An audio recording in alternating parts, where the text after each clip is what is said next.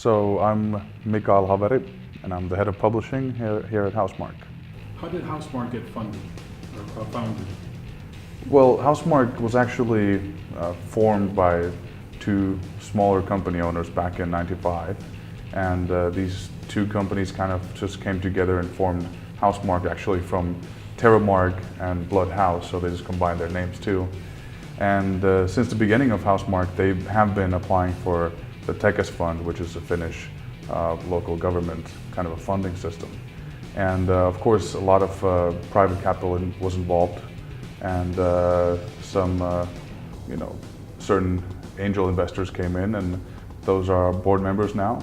But throughout the years, it's mostly been private capital and government funding. So you're one of the oldest gaming studios here in Helsinki. Yes, so Housemarque was actually the first, or Housemarque is the first,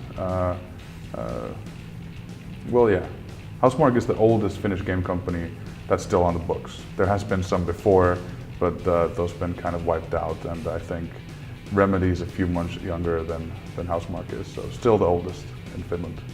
How has your company grown over the years? Well, there's been ups and downs for the company.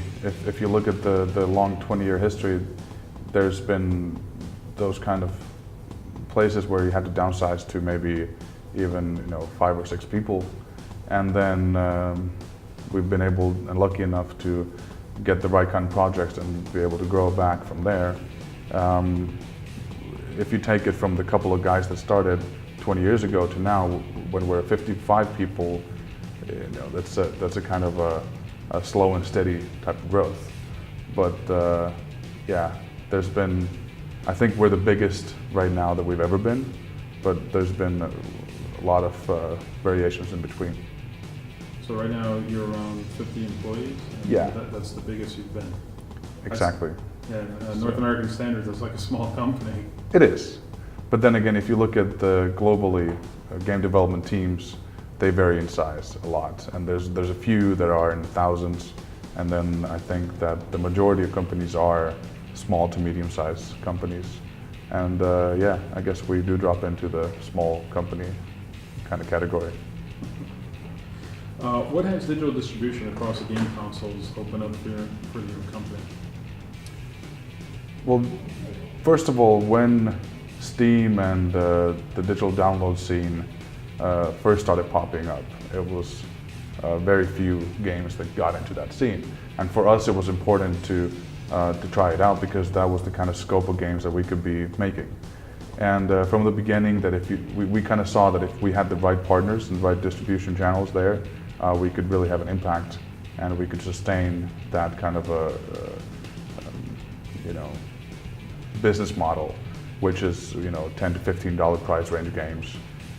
Premium experiences, but very much smaller on scale. And I think first when we tried it out, it was reasonably successful for us to take that as our main strategy going forward. What was it like being featured by Sony for its PlayStation 4 with Resogun?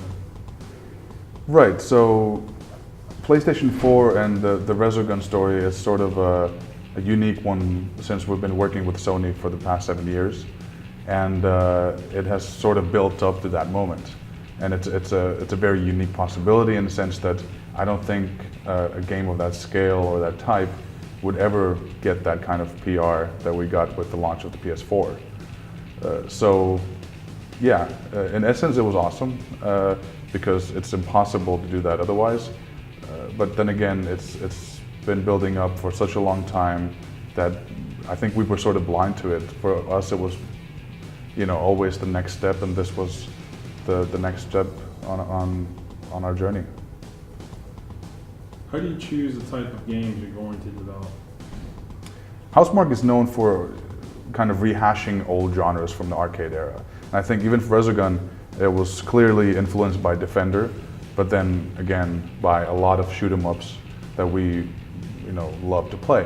So I think if you look at our lineup of games, you can pretty much always drop them into a genre or definite reference point kind of places where if you give it to anybody who's been playing video games, they can tell, oh, you did that from that game, or you did that from there. So we are very much informed by these specific genres, and we're open about taking all the influence and sort of ripping off even genres.